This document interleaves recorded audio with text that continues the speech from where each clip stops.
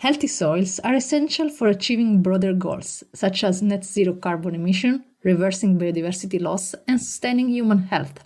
But to fix our soils, we must first understand them. We need tools to identify quickly the land that is being degraded and needs our attention. Then policymakers can target those areas with policies to promote sustainable land management and farming practices.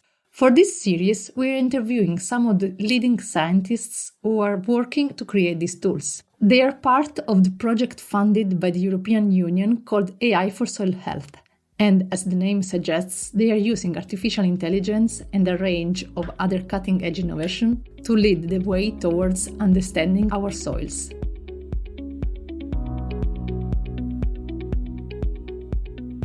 In this episode, we hear from Tom Hengl, co-founder of OpenGeoHub. Thank you for joining us today. And so let's start first from a basic question. What is the data cube? How does it work exactly for the ones who are not used to this? Yes, data cube. It's a kind of a technology solution. In a modern time, maybe about 10 years ago, data cube was actually like a multi-array data, so something like a multivariate matrix of variables. So that was maybe 10 years ago. Today, when we say data cube, we imply that this is kind of a data organized as a cloud optimized data, and so it's organized with the maximum compression, and it's organized for the fast access and fast processing. So in principle, that's a data cube, and that's kind of, when you say data cube, that's just the structure really of the data or like a files. But when you talk about, for example, environmental sciences or agronomy or soil science, then you talk about variables that are key for the management of soil, let's say, and for the decision. And usually that's some biophysical indices, soil properties, soil conditions, soil degradation states, etc. So data cube, in essence, it's a kind of, like, as I said, 10 years ago, just data or database, and today it's this large data. Also, they're called data lakes. So these are these large compilations of data, collections of data that are then cloud optimized. So they optimize for fastest possible access and fastest possible processing, and that's a modern, let's say, definition of a data cube. Okay, great. And why is building a data cube important for European soil health management then? Yes. So what happened is that ever since, let's say, 2000, 2008, there's been more and more Earth observation data made available to citizens because the U.S. Space Agency, NASA, released their couple of their products, Lancet and MODIS, as open data, and then European Space Agency and European Commission, they follow that idea, and they also encouraged to release open data. And so through the Copernicus Sentinel program, so you have a lot of open Earth observation data. And this Earth observation data, it's really fantastic. It's now high resolution. It goes up to 10 meter or 30 meter. So it's really fantastic. It's often the revisit times are 1 week or 2 weeks. So you can really track basically status of vegetation and crops and agriculture on a weekly basis. And you can go back to 25 years.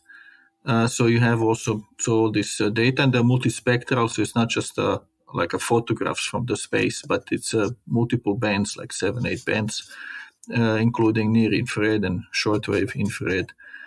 So there's a lot of data. Actually, it's so much data that we didn't have.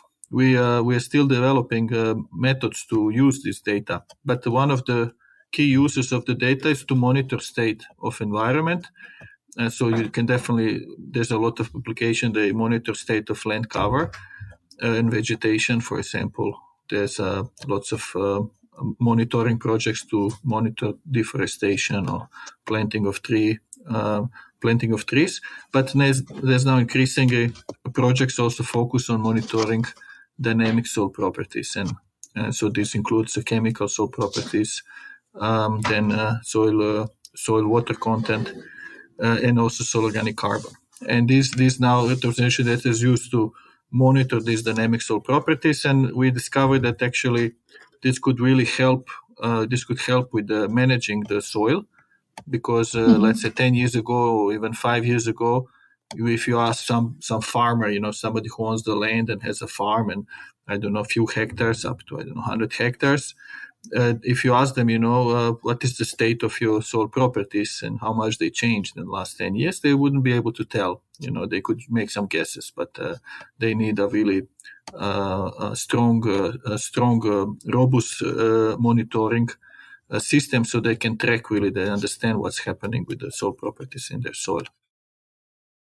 Oh, wow, that's interesting. And regarding this, how is the AI for Soil Health project working toward the goal that they are in the project itself? Yeah, so AI for Soil Health is it's a really logical evolution that you have this, on one side you have these technological developments, and there are two segments of technological development.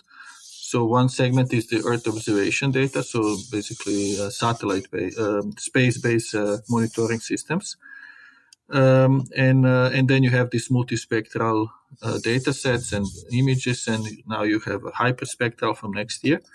And then the other technology is the in situ measurements, and that includes more rapid tools to do measurements of soil properties within few days, or even some tools can be used, some solutions are used now to directly measure soil properties while you on the ground. So you go on the ground, you take an instrument, and you can measure. So you have these two technological developments. They're both based on sensor systems, on imaging, and where they call it proximal sensing or remote sensing. And then the second thing, what is happening is the emergence of the AI technology. And AI technology, most people imagine today AI technology, they identify it with the ChatGPT. So it's a really powerful tool to, for example, ask some kind of knowledge base. So you ask for some sensible answers, and also now you ask AI technology to do work for you. So we ask technology to generate a letter, to summarize something, to explain something, to generate a code, to make an image, to make an illustration of something, even to tell us a joke, so that we use the technology, AI technology, to do some work for us. And so now you have this Earth observation technology, you have AI technology, and then you have in this field of soil science and agronomy, you have more and more ground data. So there's a lot of measurements, scientific experiments, national surveys, and there's a European Union also organized now for almost 15 years, organized a soil monitoring survey called Lucas Soil, and they generated all this data, something like 120,000 samples. So then you have also data. So when you sum up all these developments, for us the most logical thing was to try to develop, to dedicate 4 years to this Horizon Europe project, to try to bring this AI technology to soil data, to monitoring soils, and to measuring and monitoring soil health. So that's what the project is, in a nutshell, is really bringing these technologies together, bringing the data together, and then developing something. So what does it mean in case of AI technology? It's not that now you're going to, ask in a ChatGPT something about soils. No, the idea is that we look at the ways how can we adjust AI technology so that it can look in this data cube. So the AI technology will query the data cube, and we will return the outputs that otherwise, we will have to do manually. So we have to manually, if we have in Europe, there's 9 million farmers, I think. Now imagine all 9 million farmers, they want to know what is the soil health of my soil. And if we had to do that manually, we will never manage it. It would take a decade, I don't know. Plus it will cost a lot. So we are trying to get this to optimize it so all 9 million farmers could query this soil health data cube and get answers which are to them most important. Every farmer is a bit different, but let's say my estimate is 90% of farmers, they would like to know, what is the soil health of my soil? Is my soil healthy? Is it degraded? If it's degraded, why is it degraded?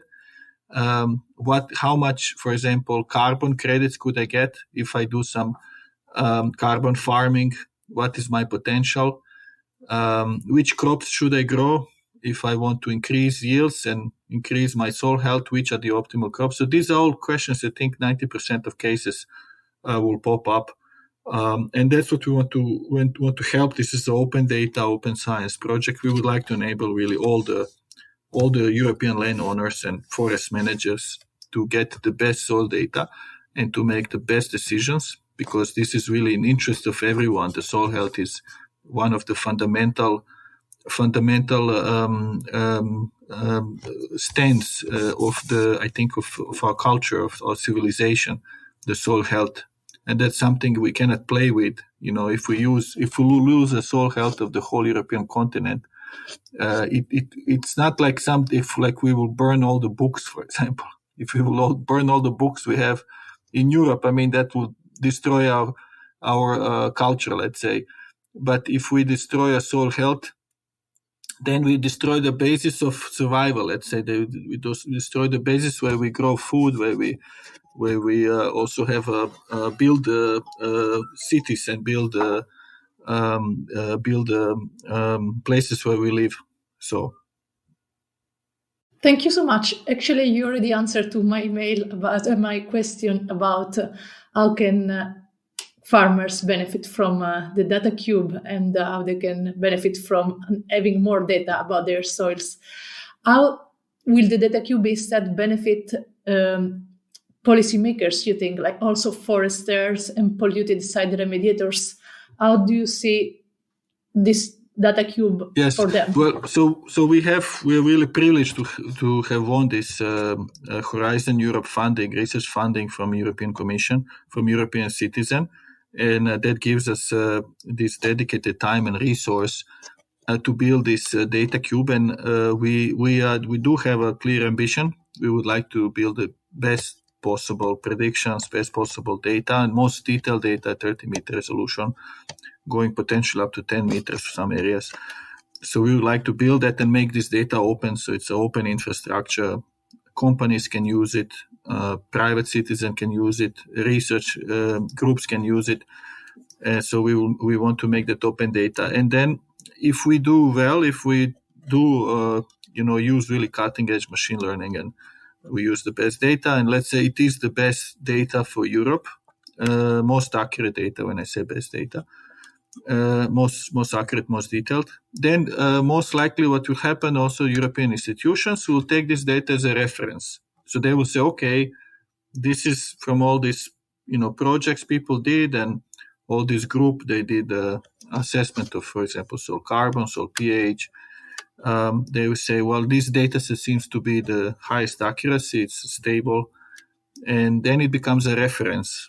And once it's a reference, it means then institutions like a national and European institutions, they can say, okay, let's take a look now, based on this reference, what's happening with vineyards in Europe, what's happening with, cereals, production of cereals, how much do they affect soils, how much does the regenerative agriculture, how much does it help with regenerating soils? So they start using it as a basis to make decisions. And so kind of that's the idea, one of the ideas to achieve that. And then you have also the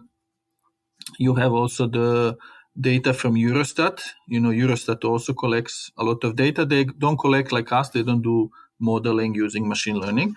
They basically just inventory. They are or censuses, and they will know, for example, for some unit, administrative unit, municipality, or the NUTS 3 unit, they will know, for example, how much fertilizer has been used, because they officially have to, all the companies have to report that, all the producers, they have to report that. So they get this data and then they aggregate it, and they kind of know how much fertilizer has been used at pesticides and and they know per the municipality, and we know per pixel, so we know on most detail based on Earth observation data. So now, if you cross the two, so if you cross the municipality data, Eurostat data, and our data, then you can really do advanced analysis, and you can really kind of the two things should really intersect. You should come to the same thing.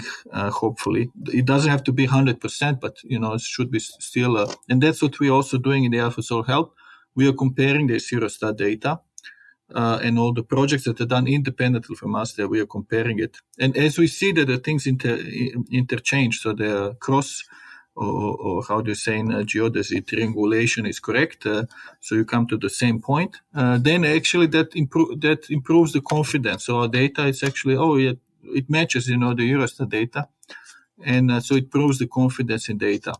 And if it doesn't match, so if it's a mismatch, it's also very interesting to understand why it happened. Let's say if the Eurostat is always correct, then it could be that in our model something maybe happened, or we miss some important driver or something that explains the changes in soil properties. And it's also very interesting, but more like to investigate as a research question. That's great. Thank you so much, Tom, for your time, and thank you for sharing your work with us, and keep doing what you're doing, most importantly. Thank you. Okay, thank you also, and good luck with your interviews.